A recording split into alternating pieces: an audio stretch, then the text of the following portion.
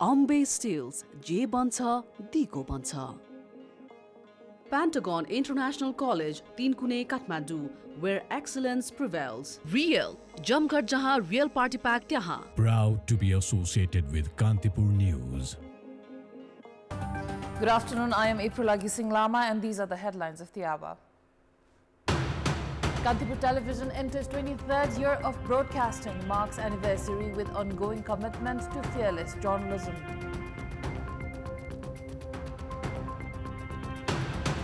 Members of Parliament demand an investigation stating that an audio recording of Federal Affairs Minister Rajri Gupta involving a bribery transaction has been made public.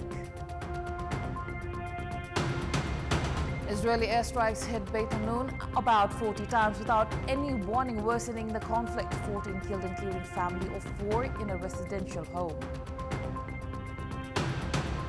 And Nepal to face Bangladesh today in its second match of the SAF Under-20 Women's Championship 2025. Match to begin at 6:45 p.m. Nepali time in Dhaka.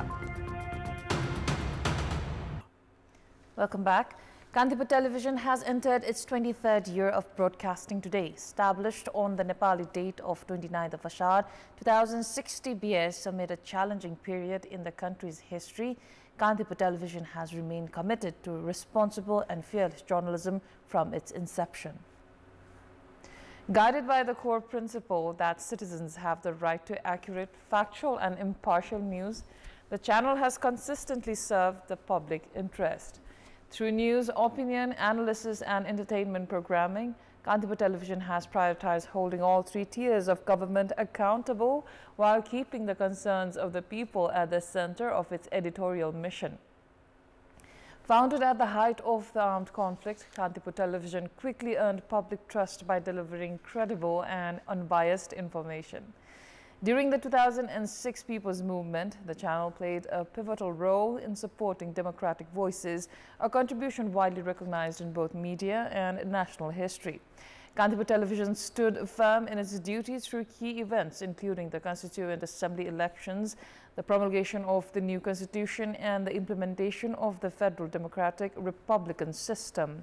Whether during the Indian blockade, the devastating earthquake of 2015, or the global COVID-19 pandemic, the channel continued to fulfill its journalistic responsibilities with unwavering commitment. In the aftermath of the 2015 earthquake, Kantipur Television even set up makeshift studios on the streets to ensure uninterrupted news delivery. During the pandemic, the channel ensured comprehensive nationwide coverage without compromise. Kantipur Television has always stood with the people through every crisis, reaching homes, courtyards and communities across the country. With the growing use of digital platforms and social media, Kantipur Television has also expanded its reach. Its news and programs are now available on KantipurTV.com as well as on Facebook, Twitter, YouTube, Instagram and Kantipur TV mobile app. Moving on, members of Parliament have demanded an investigation stating that an audio recording of Federal Affairs and General Administration Minister Rajri Gupta involving a bribery transaction has been made public.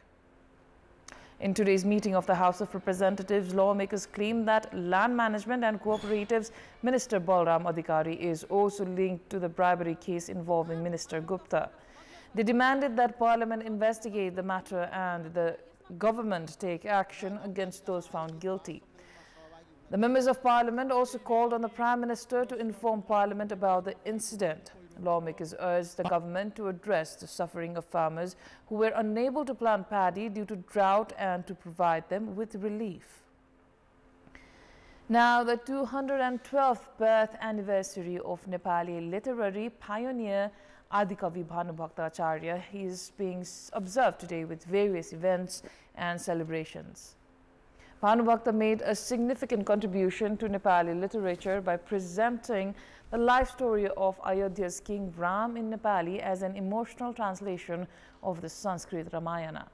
While King Prithvinarayan Shah unified Nepal geographically, Bhanubakta is regarded as someone who united the nation through language, literature and culture.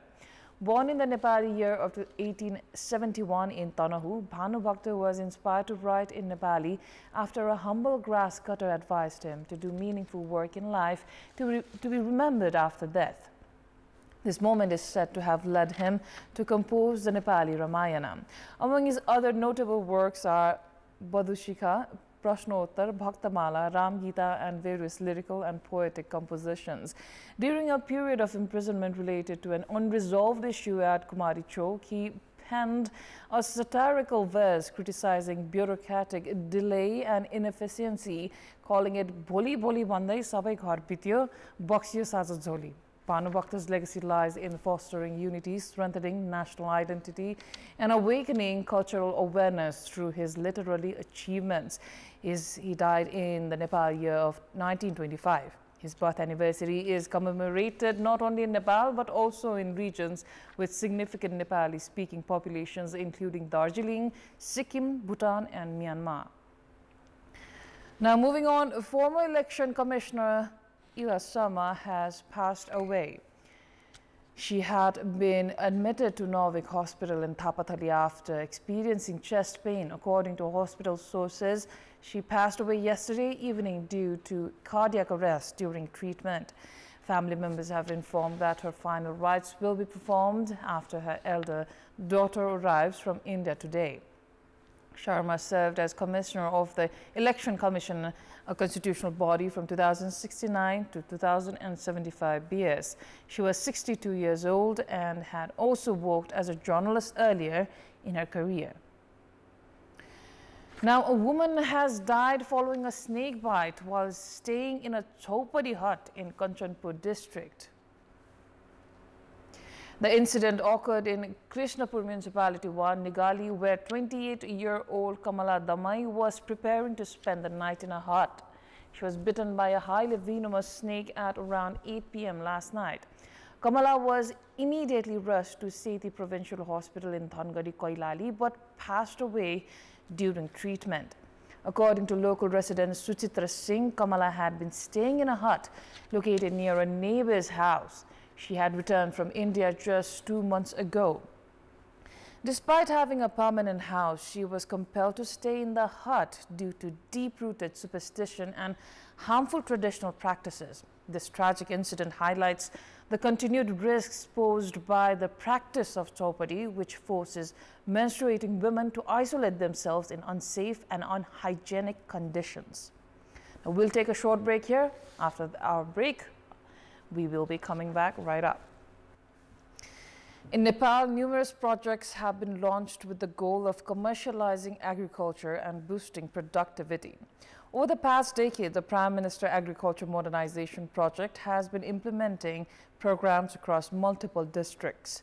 Focusing on key areas such as grains, vegetables, dairy, fruits and fisheries, the project has supported rice, maize, fish, nuts and rubber production in Jhapa. However, a significant number of farmers have been unable to access government assistance due to the inability to meet the project's machinery procurement requirements. As a result, many farmers remain excluded from the benefits the project is intended to provide. Jhapa, designated as a rice super zone, modern agricultural machinery remains financially inaccessible to many farmers. A combined harvester capable of both cutting and threshing paddy can cost up to 4.8 million Nepali rupees. Machines designed solely for harvesting paddy are priced around 3.5 million Nepali rupees, while a four-wheeled rice transplanter required for planting does not come for less than 2 million Nepali rupees. Farmers must also purchase additional items such as paddy trays separately. Such high costs make it nearly impossible for individual farmers to afford these machines on their own. Through the Prime Minister Agriculture Modernization Project, farmer groups and cooperatives in the area have been receiving a 50% subsidy to support the purchase of these tools. Even with this subsidy, however, representatives from local farmer groups say acquiring modern machinery remains out of reach. जस्तो अझै धेरै कुराहरु जस्तो तपाईको धान रोप्ने मेसिनदेखि लिएर त्यो बिउ राख्ने हैन अनि कम्बाइन हार्भेस्टर तर के चाहिँ रहेछ भने तपाईको यो 50% अनुदानले गर्दा चाहिँ कृषक समूहले त्यत्रो धेरै पैसा फेरि म्यानेज गर्न चाहिँ अलिकति गाह्रो हुने रहेछ। Basic machinery such as tractors and power tillers are also difficult for individual farmers to purchase without financial assistance. For those not affiliated with cooperatives or groups, modern equipment remains largely unattainable. एक दुई ठाउँ त्यहाँ पनि तालिममा गयौँ, अब त्यो अहिले गरेको छैन, अब त्यो अब गर्दै गएपछि अब के हुन्छ। Officials from the Prime Minister Agriculture Modernization project assert that the use of machinery in paddy farming is on the rise. They emphasize the importance of collaboration from both local and provincial governments to strengthen the effort toward agricultural mechanization. पालिकालाई हामी बोलाउँछौँ, पालिकाले हामीले पनि बोलाउँछौँ।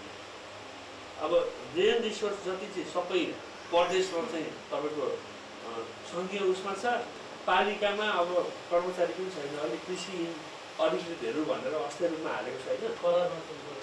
उहाँहरूलाई support दिने त आखिरमा झापा भनेको धान हो नि। Making agricultural mechanization a part of real farming practices, not just a government slogan, is key. Only then will farmers begin to feel the actual benefits of state-supported projects. A report by Ram Dahal for Kantipur News. 7 years since academic sessions began, Rajri Janak University continues to function from rented premises. Although land has already been secured and sufficient funds are available in the university's account, construction of its permanent infrastructure has stalled. The process has been disrupted after the university, under political pressure, began exploring alternative land options. Disagreements among Nepali Congress leaders over the location of the university's permanent campus has further intensified the issue, leaving the construction plans in limbo.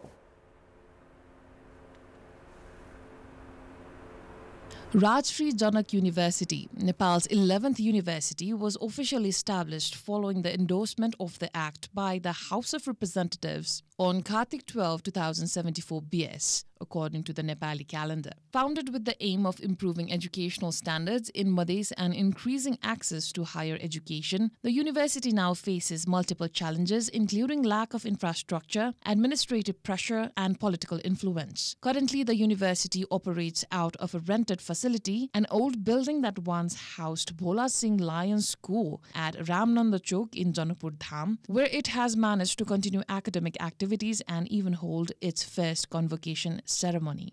अहिले चाहिँ धेरै नै व्यवस्थित भइसकेको छ। First ब्याचले अलि गाह्रो भयो, तर अब चाहिँ आउने ब्याचहरुलाई चाहिँ गाह्रो नहोस्। To maintain regular academic and administrative functions, including the offices of the Vice-Chancellor, Registrar and Deans, the university pays nearly 6.98 million Nepali rupees annually in rent for various buildings across Janakpur Dham. Although it has leased 9 bighas, 14 kathas and 13 dhurs of land in Phulgama Dhanusa from the Guti Sanstha for 500,000 Nepali rupees per year, there has been no progress toward constructing a permanent university facility on that site.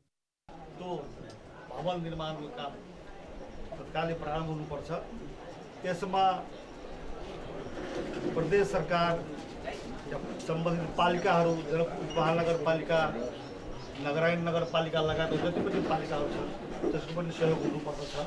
While Nepali Congress Vice President Bimalendra Nidhi has expressed support for constructing the university's buildings on the leased land, Congress Joint General Secretary Mahendra Yadav has opposed it. The Vice-Chancellor, who is considered to be aligned with Yadav, has acknowledged that alternative land is currently being explored for potential development. प्रदेशको सरकारको चाहिँ मुख्यमन्त्री लगायत चाहिँ हरेक पार्टीको हरेक नेता र मन्त्रीलाई मैले भेटेर भने यो मलाई चाहिँ 2 बिघा जग्गा चाहिँ त्यहाँ दिनुस्। केन्द्रीय कार्यालयको चाहिँ काम सुरु हुने बित्तिकै डिपिआर बनाएर चाहिँ म त्यहाँ चाहिँ काम सुरु गर्छु। The land agreement with Guti Sansthan was signed by Vice-Chancellor Yadav himself in the Nepali year of 2081 BS. A fund of 10.6 million Nepali rupees was originally created through contributions of 100,000 Nepali rupees from each of the 101 former village development committees in Dhanusa, along with 500,000 Nepali rupees from the former district development committee. Despite more than 130 million Nepali rupees now being available in the university's account, account, political disagreements have stalled construction efforts. Since its inception, the university has been plagued by controversies surrounding leadership appointments, academic affiliations, and internal faculty politics. It now finds itself entangled in yet another dispute, this time over the construction of its permanent campus. Welcome back. It's time for Sports Update. Sports News. Nepal is set to take on host nation Bangladesh today in its second match of the SAF Under-20 Women's Championship 2025. The match will kick off at 6:45 p.m. Nepali time at the Bashundhara Kings Arena in Dhaka. The tournament is being played in a double round-robin format with both Nepal and Bangladesh considered strong contenders for the title. Given the form of both teams, today's clash is being regarded as a virtual final. The team with the highest points at the end of the round-robin stage will be crowned champion. Nepal began its campaign with a dominant 6-1 victory over Bhutan, while Bangladesh delivered an emphatic 9-1 win against Sri Lanka in their opening match. Nepal's attacking duo, Purnima Rai and Senu Pariyar, delivered standout performances in the first game, Purnima netting 4 goals and Senu adding 2. However, Bangladesh forward Sagorika, who scored a hat-trick in their opener, is expected to pose a serious challenge to Nepal's defense. Despite the convincing win over Bhutan, lapses were observed in Nepal's defensive line. Repeating those errors against Bangladesh could prove costly in the title race. Head coach Yam Prasad Gurung acknowledged the difficult pitch conditions but expressed satisfaction with the team's overall performance. Adding to the challenge for Nepal, several players in the Bangladeshi squad also feature in the senior national team, giving the host an added edge. Now, Iga Swiatek ruthlessly took advantage of Amanda Anisimova's nerves to win her maiden Wimbledon title and inflict the heaviest women's final defeat at the All England club in more than a century. That is all for the moment. Thank you for watching. Bye for now.